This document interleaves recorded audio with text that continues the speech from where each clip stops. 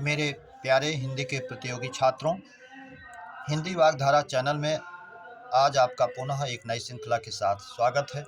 उम्मीद करता हूँ आप अपने भविष्य के प्रति चिंतित रहते हुए अपनी तैयारी को उत्तरोत्तर बढ़ा रहे होंगे और इन श्रृंखलाओं का भी अध्ययन करते हुए आपको यह अनुभूति हो रही होगी कि मेरी हिंदी मजबूत हो रही है।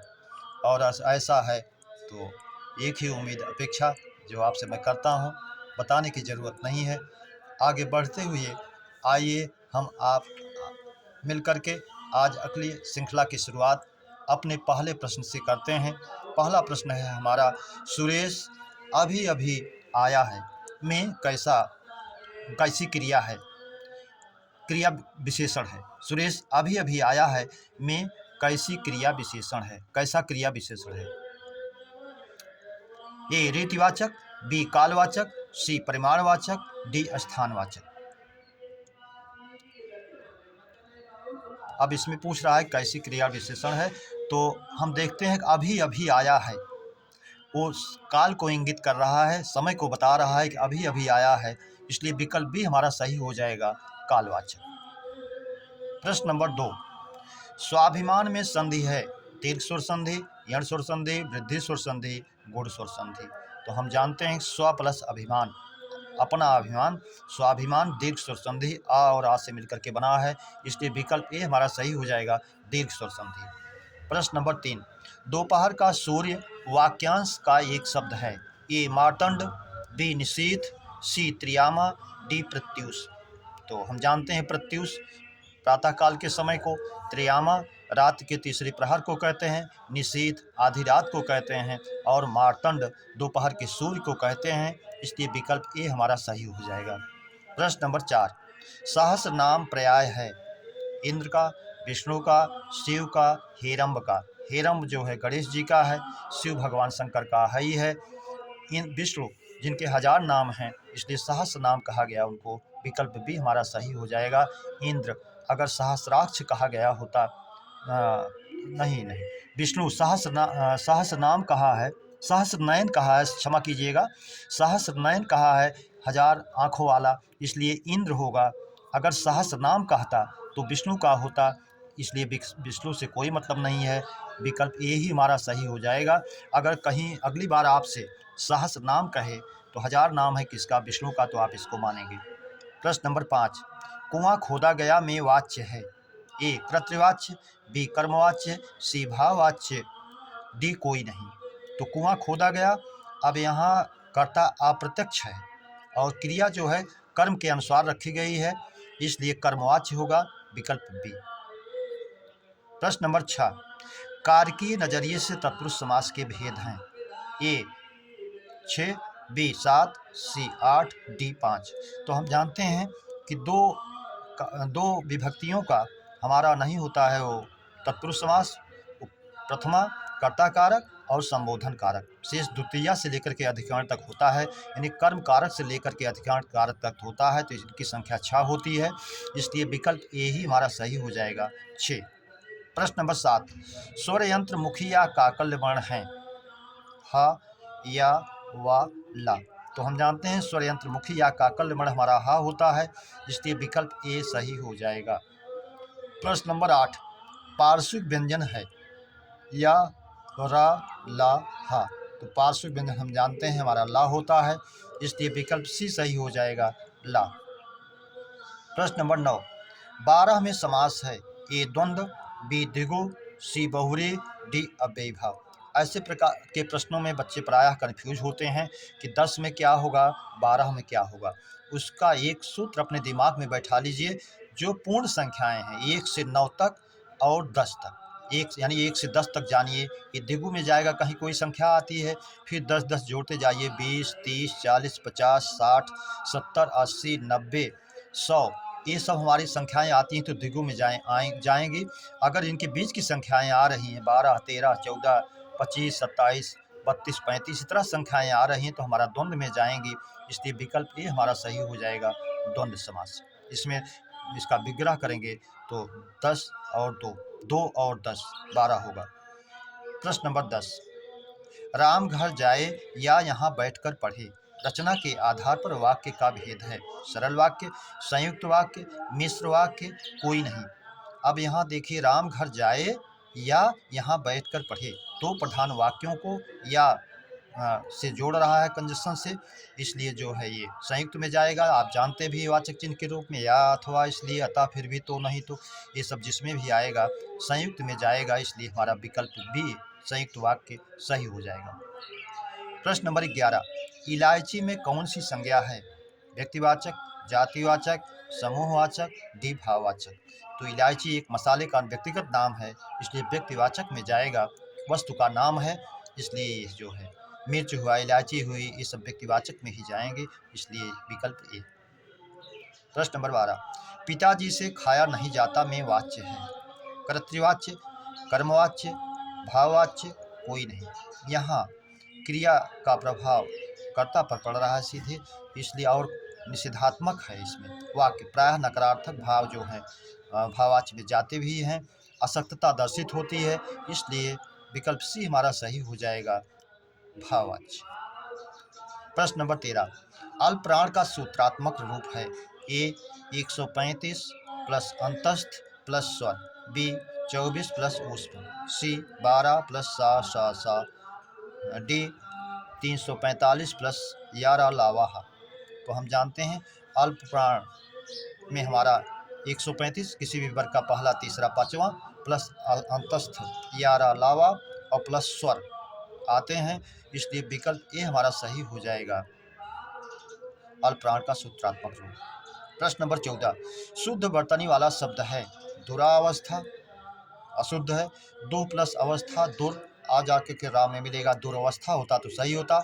बी तदुपरांत, तत् प्लस उपरांत, ताका दा होगा जस्ट से, तदुपरांत होता तो सही होता, अशुद्ध है। सी गृहिणी, ये भी अशुद्ध है। गृह प्लस इनी प्रत्यय जुड़ा है, तो गृहिणी होता तो सही होता, इसलिए अशुद्ध है। डी ज्योत्सना पूरी तरह से शुद्ध है, ये जुन्हाई का तत्सम है, जिसका अर्थ होता है चांदनी, इसलिए विकल्प डी हमारा सही हो जाएगा। प्रश्न नंबर 15, विश्व का हर 10वां व्यक्ति मधुमेह से पीड़ित है में विशेषण है। ए क्रमवाचक, बी आवृत्तिवाचक, सी समुदायवाचक, डी गणनावाचक। तो इसमें जो है किसी चीज़ के आधिक्य का, एक वस्तु दूसरी वस्तु के आधिक्य का बोध नहीं है, इसलिए आवृत्ति नहीं है। समुदाय, समूह की बात नहीं की गई, चारों पांचों सातों, इसलिए समुदाय नहीं है। गणना की कोई स्वतंत्रता नहीं है, पूर्ण अपूर्ण नहीं है, इसलिए ये नहीं है। क्रमवाचक, संख्याओं के क्रम का बोध होता है, पहला, दूसरा, तीसरा, चौथा, इसलिए विकल्प ए 10वां व्यक्ति विकल्प ए में जाएगा, क्रमवाचक। प्रश्न नंबर 16, निम्न वाक्यों में शुद्ध वाक्य है। वहाँ भारी भरकम भीड़ जमा थी।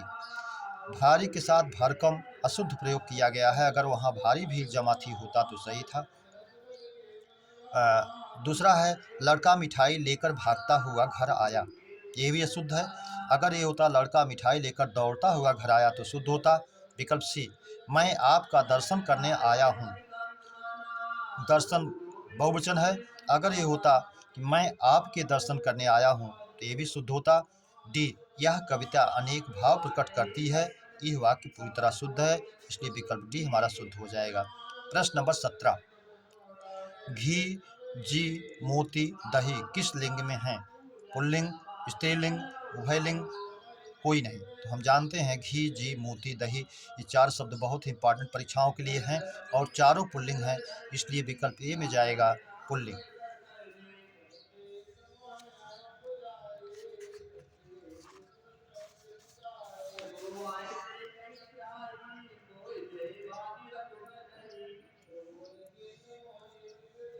अगला प्रश्न हमारा प्रश्न नंबर 18, पत्ते की बनी हुई कुटी वाक्यांश का एक शब्द है।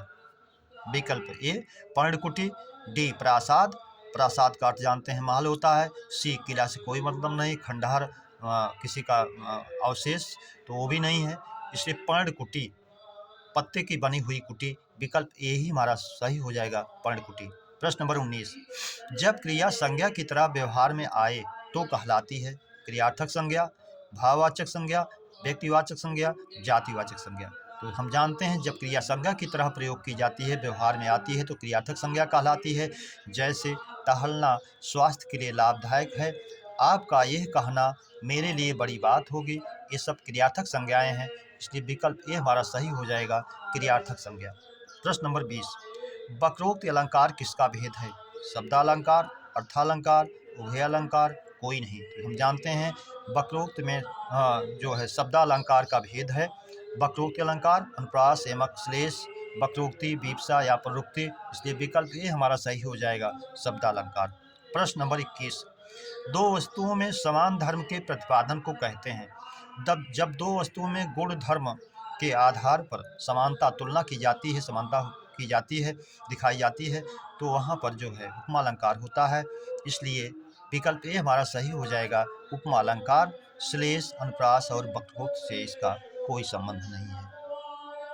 प्रश्न नंबर 22, सी सा से सम सरिस समाना यथा तुल्य तूल इम जिम जैसे, किसके वाचक चिन्ह है? अनुप्रास, यमक, उपमा अलंकार, श्लेष अलंकार। तो आप जानते हैं ये वाचक चिन्ह आपको याद भी रहना चाहिए। सी सा से सम सरिस समाना यथा तुल्य तूल इम जिम जैसे उपमा अलंकार के वाचक चिन्ह है, इसलिए विकल्प सी में जाएगा हमारा उपमा अलंकार।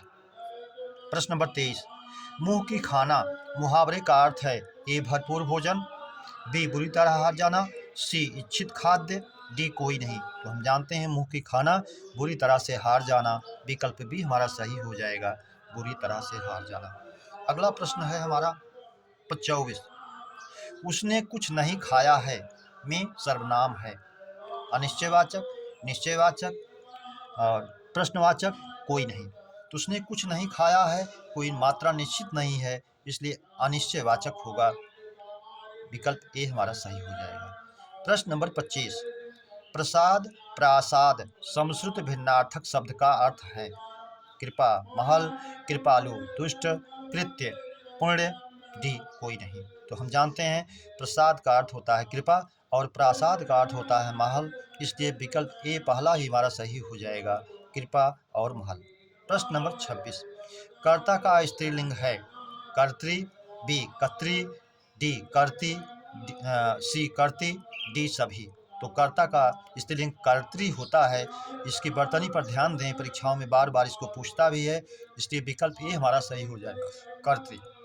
27, अशुद्ध तद्भव तत्सम युग्म है?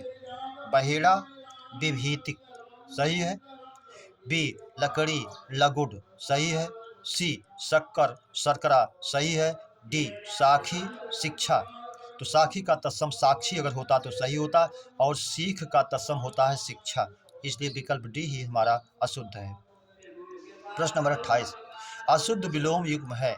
ए गत, आगत, गया हुआ, आया हुआ, सही है, हास्य, रुदन, हंसना, रोना, सही है, अगर रुदन की जगह अ शुरू होता तब भी सही होता। सी श्रव्य, सुनना, सुनने योग्य, शून्य, अगर यह दृश्य या श्रव्य होता तो ये भी सही होता, इसलिए विकल्प सी ही अशुद्ध है। जड़, चेतन, ये शुद्ध है, अस्थावर, जंगम, जड़, चेतन, इसलिए ये सही है। प्रश्न नंबर 29, पारावार, पारावत समश्रुत भिन्नार्थक शब्द का अर्थ है? समुद्र, कबूतर, बी नदी, तालाब, नीरद, सरिता, डी वारी, वारिद। तो हम जानते हैं पारावार का अर्थ होता है समुद्र और पारावत होता है कबूतर, परीक्षाओं में इसको प्रायः पूछता ही रहता है, इसलिए जानते रहिए, विकल्प ए हमारा सही हो जाएगा, समुद्र और कबूतर। प्रश्न नंबर 30, हो सकता है वह गया हो में काल है? संभाव्य वर्तमान, संदिग्ध भूत, पूर्ण भूत, अपूर्ण भूत। इसमें संभावना व्यक्त की गई है, वह शायद गया हो सकता है वह गया हो, तो संभाव्य वर्तमान होगा, इसलिए विकल्प ए हमारा सही हो जाएगा, संभाव्य वर्तमान काल।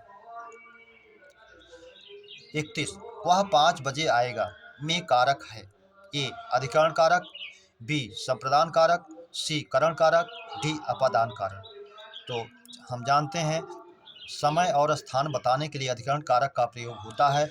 यहाँ समय की बात बताई गई है, 5 बजे आएगा, इसलिए अधिकरण कारक होगा, विकल्प ए हमारा सही हो जाएगा, अधिकरण कारक।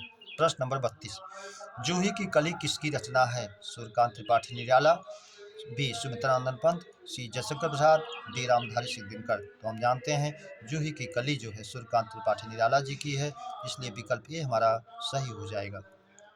मेरे प्यारे बच्चों, आज इस श्रृंखला का हम लोगों ने विधिवत अध्ययन किया, चर्चा पर चर्चा की।